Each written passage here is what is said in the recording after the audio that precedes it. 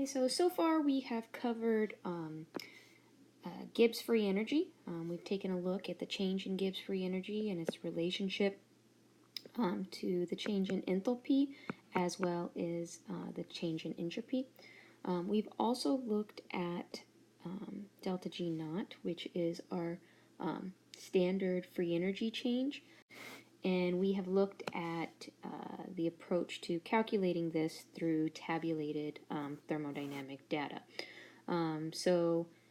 Basically, we have spent some time with delta G. Furthermore, we understand that delta G is equal to 0 when a specific system is at equilibrium. So these are a few of the things that we have covered when discussing free energy. Now we're going to take our understanding of these components and look at free energy with respect to the equilibrium constant K as well as the reaction quotient Q. So we understand the basic relationship between enthalpy and entropy with respect to Gibbs free energy. But now we have a new equation that relates our change in Gibbs free energy to both the change in Gibbs free energy at standard conditions, which refers to 1 atm of pressure for the various products and reactants, as well as the reaction quotient value. And the reaction quotient value is related to the equilibrium position of a specific reaction. So remember, products over reactants, okay, and obviously they're going to have some exponential value depending on the coefficients of the specific reaction. Okay, so we've taken the Gibbs free energy value and we've now looked at it with respect to a standard condition set as well as the equilibrium position. Okay, so once again, that delta G is the change in free energy of a specific gas at a specific set of pressure conditions. The delta G naught is the change in the free energy at that standard condition set of 1 atm. R is the gas constant. Notice 8.314 joules per Kelvin mole is what we're going to be using for this specific equation. Our temperature is going to be in Kelvin. Okay, and of course, once again, the reaction quotient is related to our equilibrium position and basically corresponds to the Q value that we've looked at previously in our equilibrium expression discussion a few chapters ago. So let's go ahead and let's apply this. Okay, so in this problem, they've asked us to calculate delta G at 25 degrees C for this reaction. The reaction is seen here. We've been given our quantities of our reactants as well as the quantity of our products. So in this case, we will be utilizing our delta G equation that we just saw on the previous slide. And basically the relationship that we're going to be utilizing is the delta G equals delta G naught, okay, plus RRT ln Q. Okay, so the reason why I know that I'm going to be using some component associated with equilibrium is because they have given us concentration values, or in this case pressure values, to actually calculate our Q value. Okay, additionally, we've been given our delta G naught of formation values for our reactants and our products. Okay, so we can use the equation that we utilized last time. So we have our products minus the sum of our reactants. Okay, so we can go ahead and plug those in order to get our delta G naught. Okay, so we have the data to calculate our Q, we have the data to calculate our delta G naught. R is a constant, T is our temperature. Our temperature has been given in Celsius, so of course we need to convert that to Kelvin. Okay, but basically if we go through the progression, we can subsequently convert everything to appropriate values and plug it into this overall equation. Okay, so now that I know what components I'm going to be using and what equations I'm going to be using, let's go ahead and basically walk through that. Okay, so notice we have basically our value for our products here. Okay, so this is our delta G naught of formation value for our methanol. Okay, there's only 1 mole of methanol according to the balanced equation, so we just have the 166 there. Okay, now we're subtracting out our reactants. Okay, we have 1 mole of CO, okay, which we plug in there. We have 2 moles of our oxygen, okay, which we plug in here. We do this simple math and we get negative 29 kilojoules. Okay, now notice the units here were kilojoules per mole, so the moles canceled out when we multiplied by the coefficient values that we get from our balanced equation. And subsequently we convert to joules because we will be utilizing that unit when we actually start dealing with this right-hand side, the rest of the right-hand side of this equation. Okay, so we have now calculated our delta G naught value. So we have what we need to plug in as our delta G naught. Okay, now we need to calculate our Q. Okay, so remember Q is basically calculated the same way as our K value, right? It's products over reactants. In this case, our product is pure liquid, so we do not include it into the reaction quotient, okay, or CO, on the other hand, okay, does get included, okay, as well as H2 gets included, okay. All right, so this is our reaction quotient. Now notice this is with respect to pressure. Okay, we treat this exactly the same way as we treat our concentration values. So in this case, I have a coefficient of 2, so that means that the pressure for the hydrogen gas is going to be squared. Okay, so this is my Q value. I subsequently plug in the appropriate values, the appropriate pressures into the reaction quotient expression. Plug those in, we get our values, okay, for Q, and then we plug everything into this equation here. Okay, so we calculated our delta G naught. Okay, we have our R value, we have our T in Kelvin, so we've made that conversion, and we basically plug in our Q value. Do all this math, and you subsequently get negative 38,000 joules per mole, which corresponds to negative 38 kilojoules per mole. So either representation is acceptable. It can be joules or kilojoules, depending on what the question asks. The question here doesn't specify, so it doesn't really matter. Okay, so we are utilizing what we learned last lecture. Okay, so that calculation of delta G using the delta G of formation values, and doing this products minus reactants setup.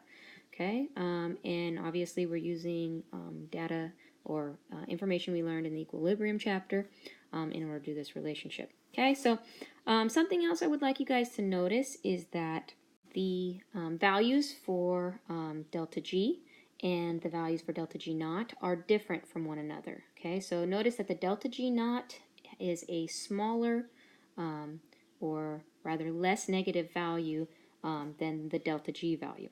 So what that is basically saying is that at non-standard conditions, so in this case at higher pressures, this reaction is more spontaneous, it's more negative with respect to Gibbs free energy than at standard conditions, or 1 atm. Okay, so in this situation, there's more driving force with these higher pressure situations than the standard state pressure situations to shift towards products. Okay, so that delta G value being more negative implies that we need to move farther to the right in order to reach equilibrium. Okay, so what can this delta G of reaction, or delta G for these reactions tell you? Okay, so basically what it can tell you is, whether products or reactants are favored under a given set of conditions. So if our delta G is negative for a specific set of conditions, we know we're going to move towards our product side. That's what's going to be favored. If our delta G is positive, we know that we're going to move towards our reactant side, and that's the favored set of conditions. Okay. Now it doesn't tell us, if we're going to just have products or just, pure products, pure reactants. Doesn't tell us those details. All it indicates is the general direction that is favored for that specific reaction type. Now, what also needs to be considered is that the direction in which this reaction is going to proceed is being driven by the equilibrium position. So basically, we're not going to just have pure reactants or pure products. We're going to have an equilibrium situation that gets established. And we're going to look at this with respect to our K value and our delta G naught here in a second. Okay, so let's go ahead and let's apply this. Okay, so we have this reaction here. Okay, we have N2 and H2 giving us ammonia. We've been told that our change in standard Gibbs free energy for this reaction is negative 33.3 kilojoules per mole at 25 degrees C. And they want us to predict the direction of the shift needed to reach equilibrium. So recall, if our delta G value is negative, we know that we're going to be shifting to the right in order to reach equilibrium. If we have a positive delta G, then we're going to be shifting towards the left or towards those reactants in order to reach equilibrium. And obviously, if our delta G equals 0, we will be at equilibrium. Okay, so basically we know that in order to calculate our delta G, we're going to need two components. We're going to need to know our delta G naught, okay, which we've been provided here. We're going to also need to know our R value, which is a constant, our T value, which we've been given as our temperature. We'll need to convert that to Kelvin. Okay, and we need to obviously have our Q value, our reaction quotient, for the specific reactants and products that have been given above. Okay, so our Q value is going to be equal to our partial pressure of NH3, okay, squared, divided by the partial pressure of N2 times the partial pressure of H2 cubed. Okay, and as you can see here, we've plugged in the various pressures into this reaction quotient, and we subsequently get this value as our Q value. Okay, so now what we're going to do is we're going to go ahead and plug in our delta G naught value as well as our R, T, and reaction quotient value into the equation. Okay, and you can see that we've done that in this equation here. Now, I want you guys to notice what we've done here. We've actually converted our delta G naught value to joules so that it matches up with the units in the second portion of this equation. Okay, so we plug these values in, we do the math, and we get a delta G equal to 0. Okay, so because we have a delta G that's equal to 0, we know that there's not going to be any shift of the equilibrium position because we are in fact at equilibrium. So there's no shift. The reactants and products are at constant values, and the rates of the forward and reverse reactions are going to be equal. So let's go ahead and look at another example. It's the same equation, the same standard change in Gibbs free energy, and basically we've been given a new set of pressure conditions. So at this point we're in standard state. All of our gases are in their standard state at standard pressure. Okay, and we're going to do the same approach that we've done before, same Q value, except now we're obviously plugging in different values. Okay, so if we go ahead and take a look at this, we know that we're going to once again plug our Q value into our equation. We're going to plug our delta G, convert it into joules per mole here. And subsequently we plug it into this equation as follows, okay, and do our calculation, and notice that our delta G is quite negative. So we know that if we are negative, we know that we're going to spontaneously move in the direction of the reaction. So we're going to be basically producing that ammonia, and so the reason why that's going to spontaneously happen is because that system wants to reach equilibrium. So in order for equilibrium to be reached, the reactants need to shift to the product side. So when a reaction has reached equilibrium, basically it has reached the minimum free energy. So basically the Gibbs free energy associated with your products is equal to the Gibbs free energy of your reactants. So in that case, our change in Gibbs free energy, which is products minus reactants, is going to be equal to 0. Okay, so when you've reached equilibrium, your delta G value should be equal to 0. Now, if we look at this condition at equilibrium, with respect to the equation we just saw in the last portion of the lecture, we can go ahead and plug in the appropriate values. Okay, so if we know that our delta G is equal to 0, okay, we're going to go ahead and plug it into 0. And we know, based on our understanding of equilibrium, that when Q is equal to K, we are actually at equilibrium. Okay, so when that's the case, we can therefore supplement the 0 for our delta G value and our K for our Q. So if we plug K here and 0 into our delta G value, we subsequently get this equation here. Now, when we manipulate this equation and solve for delta G naught, we get negative RT ln K. So we have our standard Gibbs free energy being equal to our gas constant times our temperature times the natural log of K. Now this equation and its subsequent results can tell us our relative position towards or away from equilibrium at our standard state. So what do I mean by that?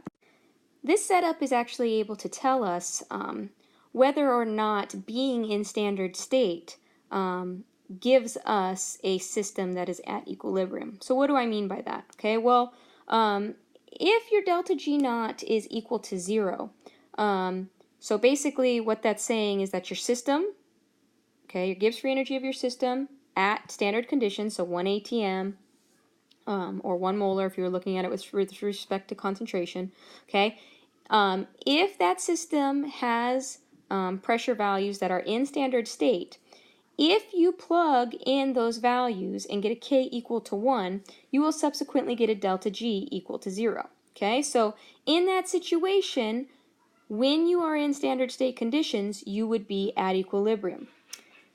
Now, if you were to plug in those standard state conditions and you were to get a delta G value other than 0, that would imply that you were not at equilibrium. Okay, so if we got a delta G naught that was less than 0 when we plug in those standard state conditions, what that would mean is that the reaction would need to shift towards the right or to the products in order for equilibrium to be obtained. So you would have to have pressures or concentrations that were not at standard state conditions in order for equilibrium to be reached. In that same thought process, if you had a delta G that's greater than 0, okay, that's going to imply that in order for the equilibrium to be established, the equilibrium would have to shift towards the reactants and basically away from the standard state conditions.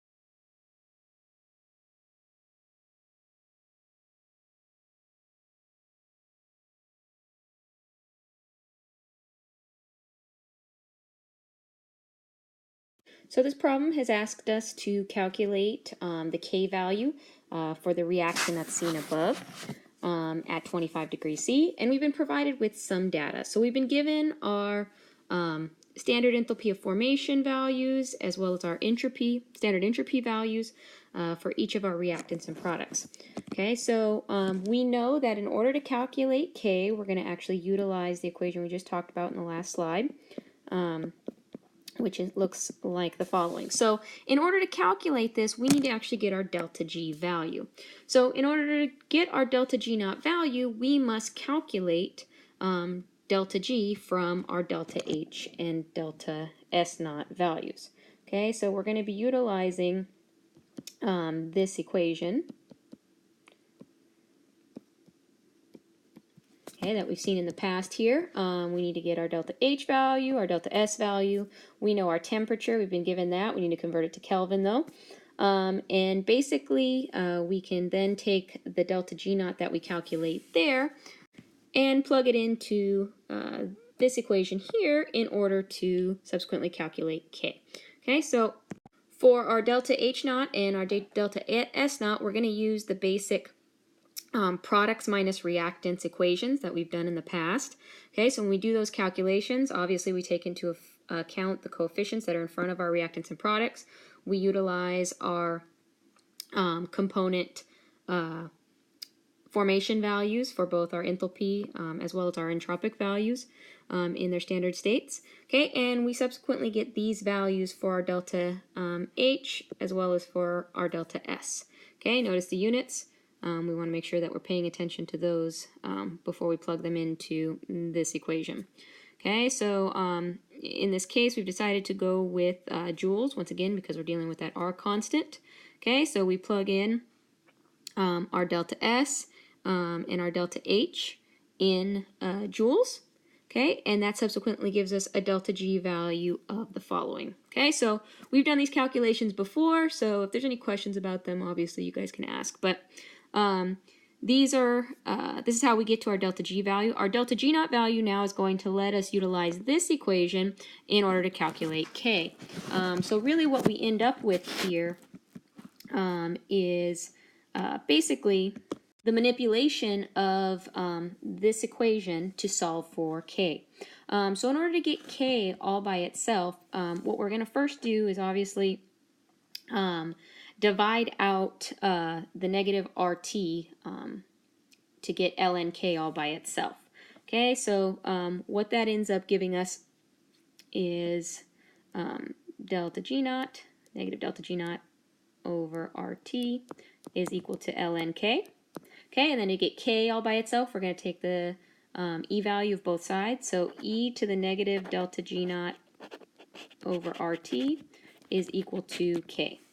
Okay, so now in order to plug these values in, okay, we're going to take our delta G naught value that we calculated earlier, okay, and plug that in. So we're going to put in our delta G value here, okay, as you see right here, okay, and then we're going to plug in our R constant, our T constant, okay, plug all those values in, and we subsequently get to this value. Now E to the 601, okay, is what we would end up obtaining, and your K value is obviously going to be rather large. Okay, so that rather large K value obviously implies that the equilibrium falls very far to the right.